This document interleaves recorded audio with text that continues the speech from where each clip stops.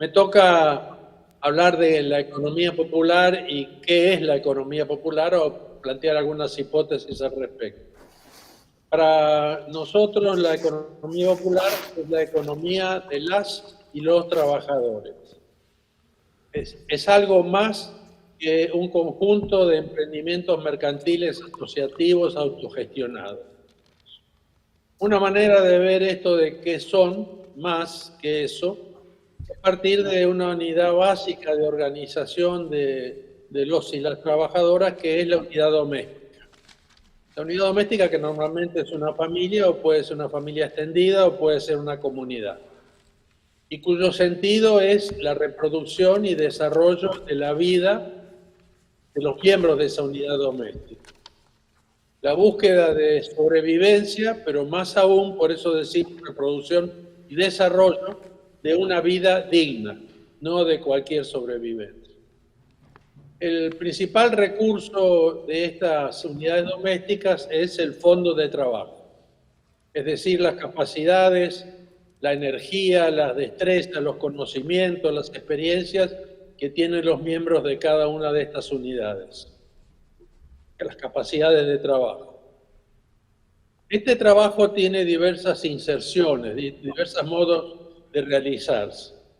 Una, muchas veces olvidada en el registro oficial de lo que es el trabajo y la producción, es el autoconsumo, la producción para el autoconsumo. Una autarquía relativa, es decir, que no se depende directamente del mercado, sino que con el propio trabajo se produce, se lava, se plancha, se cocina, se cuida, la economía de los cuidados está dentro de esto, a los miembros de la unidad doméstica. Un trabajo que puede ser familiar, que puede ser individual, que puede ser comunitario. Entonces, trabajo para el autoconsumo. El oikos de Aristóteles. Otra inserción es la organización de microemprendimientos, ahora sí, microemprendimientos mercantiles, nuevamente individuales, familiares, comunitarios o asociados, pero que es solo una parte de la economía popular. Yo oigo eco, no sé si vos tenés abierto el micrófono, Juan Manuel. ¿Cómo, José Luis? Que yo oigo eco. ¿Vos tenés abierto el micrófono? No, es el sonido que por las dificultades técnicas tuvimos que terminar aceptando. Bueno, Pero ok, podemos no. bajar el volumen un poquito acá para evitar el retorno. Ok. La unidad doméstica tiene ese fondo de trabajo, pero tiene además activos. Tiene vivienda, normalmente un techo, tiene un local de producción o de comercialización, puede tener un terreno, puede tener suelo urbano o tierra rural, puede tener maquinarias, herramientas, algún vehículo, utensilios. Y tiene una inversión muy importante. Su inversión más importante, yo diría, no es como la del capital, que es invertir para seguir acumulando, sino contribuir a esta reproducción de la vida con educación y con producción, autoconstrucción de viviendas. Son las inversiones fundamentales de las unidades domésticas de trabajadores. Ahora, en esta lista de inserciones que acabo de mencionar, falta una que para nosotros es fundamental y que entra en la economía popular, y esto tal vez es una diferencia sobre la que podemos dialogar, y es el trabajo asalariado. Es decir, la venta de trabajo asalariado, la venta por un salario, por un ingreso, es parte de la economía popular y no solamente las actividades sin patrón. ¿Qué recursos tiene aparte del trabajo y como resultado del trabajo y de otras relaciones, la unidad doméstica de los trabajadores? Tiene recursos monetarios, por ejemplo los salarios, como acabo de decir, pero también tiene las jubilaciones o tiene ingresos por ventas de bienes y servicios. Además recibe transferencias monetarias como la AUH y tiene acceso limitado a crédito, muchas veces usurario. Pero también tiene el acceso a elementos en especie, por ejemplo, a donación de alimentos, a tierra, a suelo urbano, que a veces son recuperados y otras veces son recibidos, por ejemplo, por una reforma agraria o una reforma urbana, a edificios, de vivienda, de espacios de producción o comercialización, a residuos urbanos como materia prima, a bienes públicos como la educación, la salud o los servicios públicos subsidiados como el transporte. Es decir, que tiene una cantidad de recursos que van a variar entre una unidad doméstica y otra. ¿Cuál es la situación actual y cuáles son las tendencias que ponen hoy en el centro de la economía popular? No hay una tendencia del sistema a reproducir la vida de todas y todos, sino que más bien la tendencia bajo el neoliberalismo y el capitalismo financiarizado es a dificultar esta reproducción de la vida. Hay una tendencia a la reducción del salario real y de los derechos del trabajo asalariado, ya sea público o privado, registrado. Hay un desempleo abierto, hay una reducción del consumo de primera necesidad y de los mercados, hay una informalidad y precarización de los trabajos creciente, las changas famosas, hay una degradación de los bienes públicos, la educación, la salud están perdiendo calidad y alcance. Y como reacción a esto hay un aumento del trabajo autogestionado y de la producción familiar o comunitaria para el mercado. Hay una competencia feroz, un sálvese quien pueda en este sistema dominado, hegemonizado hoy por el neoliberalismo. Hay una producción para el propio consumo, como decíamos, creciente, porque la dificultad para conseguir los medios de primera necesidad en el mercado hace que se hinche, que se amplíe la producción para el propio consumo. Hay una autoproducción y producción de la vivienda y de la infraestructura. Se da un desarrollo de redes de ayuda mutua en salud, en cuidado, en educación. Los comedores comunitarios son un claro ejemplo de esto durante la pandemia. Las relaciones de reciprocidad se incrementan por sobre las de competencia y compitiendo con estas tendencias del neoliberalismo a hacer que compitamos los unos con los otros. Hay además un aumento del trabajo de reivindicación y esto es un trabajo. Lleva tiempo, lleva jornadas, la reivindicación, la manifestación en las calles, por ejemplo, y hay que tenerlo en cuenta. Hay un reclamo al Estado de más asistencia en la emergencia, de más redistribución de ingresos y transferencias de poder de compra y de acceso a medios de consumo, los bonos, la tarjeta alimentar, la UH, y reclamos de transferencia de activos productivos, la tierra, el suelo, el conocimiento, el crédito. Se reclaman regulaciones del mercado, políticas participativas, el reconocimiento de la economía popular, en lo cual la CETEP y la UTEP han avanzado mucho últimamente. Se reclama el salario social complementario, derechos en la seguridad social, la legalización de las actividades de la economía popular, y se reclama la promoción y el subsidio a emprendimientos productivos, particularmente a los de los trabajadores asociados, por mecanismos incluso como los de las compras del Estado dirigidas a la economía popular. Y finalmente, como respuesta a esta crisis, hay un trabajo de acción directa para la recuperación de lo expropiado. Por ejemplo, la ocupación de suelo, la ocupación de viviendas, etc. O el uso del espacio público. ¿Cuál es nuestra tesis? Que las tendencias regresivas y, por tanto, la economía popular no son fenómenos coyunturales, sino que la economía popular está para quedarse. Y así como es imprescindible una atención urgente a la emergencia en el marco de la estrategia de desarrollo de una economía popular solidaria, vuelvo a decir esto, hay que atender a la emergencia. No hay una estrategia dentro de 15 o 20 años. Hoy hay estrategia a la vez que atención a la emergencia. O sea, las medidas que se toman para atender a la emergencia tienen que ser ubicados en una estrategia de desarrollo y ampliación de una economía popular solidaria. Es decir, hay solidaridad en la economía popular, pero poca, porque esta es la economía popular del sistema capitalista. Entonces, una manera de de profundizar, de extender la economía popular, es agregándole, desarrollando relaciones de solidaridad como una estructura permanente. Esta palabra solidaridad a veces es mal entendida.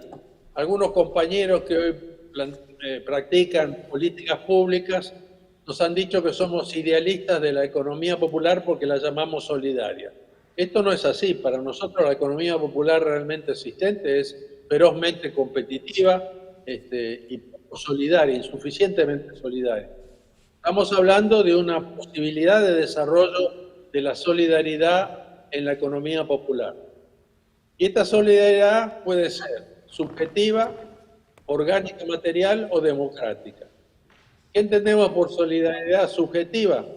La que está basada en valores, en el reconocimiento del otro y de sus necesidades, en la reciprocidad, en la competencia, en ganar en certidumbre porque no estamos solos, en ganar en autoconfianza valorando la autogestión, afirmando la voluntad colectiva de autonomía en contra de la dependencia a la que nos quiere someter el mercado capitalista. Una solidaridad orgánica, diríamos, siguiendo a Durkheim, una solidaridad material, donde se trata de organizar conjuntos articulados de actividades, de producción, de comercialización, de financiamiento, de consumo o de coordinación de estas actividades. Es decir, una solidaridad que no es solo de valores, sino que hay actores motivados por la posibilidad de tener efectivamente beneficios económicos por la cooperación, por la gestión colectiva, por el desarrollo de capacidades individuales y colectivas, no solo de producción, sino de organización social, de participación en espacios públicos democráticos. Es decir, que se es solidario no solo por valores cristianos, digamos, sino por conveniencia, porque ayuda, porque mejora las condiciones materiales de vida.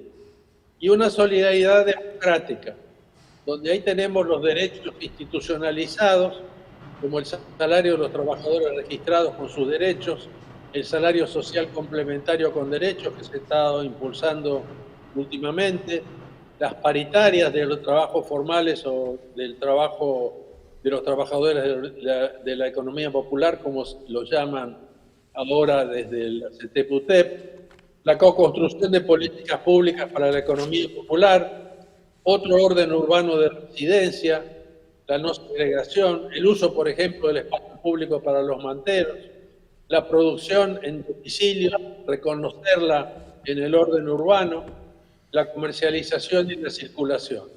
Es decir, este orden urbano es una lucha que hay que tener como parte de una lucha democrática por la solidaridad. La propuesta de la economía popular no es una utopía. Hay muchos ejemplos nacionales y de otros países en lo que llamamos una heterotopía, es decir, esto que estamos propugnando, que nuestra tesis es que existe, que se puede desarrollar, ya existe. No existe como sistema, pero hay una enorme cantidad de ejemplos de la eficacia y la perdurabilidad de estas iniciativas. Por ejemplo, las cooperativas. Las cooperativas tienen un siglo de existencia, algunas, y otras se han venido desarrollando a lo largo del siglo pasado. Tenemos las fábricas recuperadas como un ejemplo de que esto es posible, una multiplicidad de redes de ayuda mutua, de guarderías, de financiamiento, de comercialización, las comunidades de vecinos gestionando el hábitat, la producción de alimentos, el reciclado de residuos urbanos, de infraestructura, la producción de infraestructura, de vivienda y de hábitat, la producción de energía limpia, el software libre, la producción de instrumentos de trabajo, la organización de ferias populares, el conocimiento, la recuperación del conocimiento que le fue expropiado a los trabajadores en polos tecnológicos, la capacidad que tiene la economía popular organizada de convocar a escuelas técnicas, a universidades, al Estado. El INTE y el INTA y el ProHuerta son un ejemplo de esta posibilidad. O sea que hay muchos ejemplos, muchas experiencias que van en esa dirección.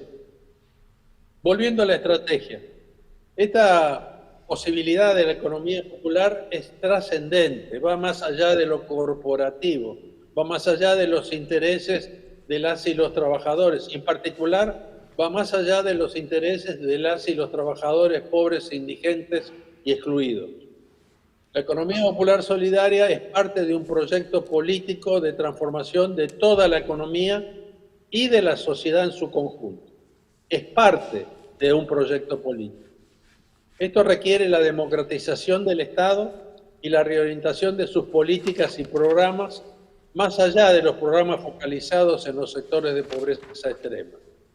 Requiere otra educación, no más acceso a la educación solamente, sino otra educación, otro sistema de salud, otras políticas de producción del Estado, otras políticas de infraestructura que tengan muy en cuenta las necesidades y posibilidades de la economía popular.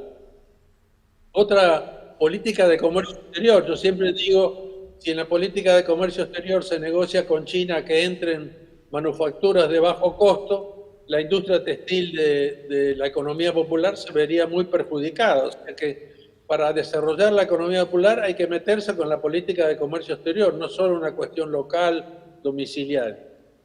Es necesario desarrollar otras políticas relativas a la deuda estatal, a la deuda privada y a la deuda familiar.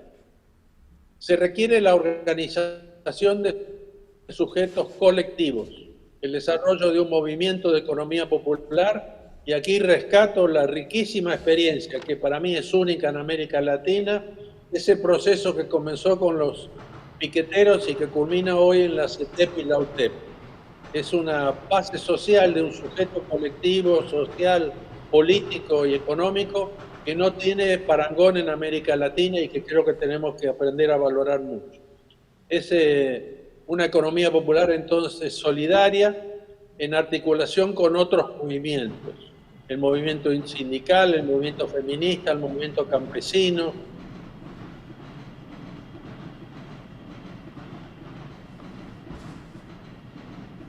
el movimiento ecologista, el movimiento indígena. Y si hay un movimiento económico con esos otros nuevos movimientos, incluso con el movimiento sindical, la necesidad de una economía popular. La propuesta de la economía popular y su desarrollo implica una propuesta y lucha por otro modelo productivo, con fuerte presencia de la economía popular, con limitaciones al capital nacional y al capital extranjero. Implica ir construyendo territorios libres del neoliberalismo, con una autarquía relativa, con autonomía, con solidaridad.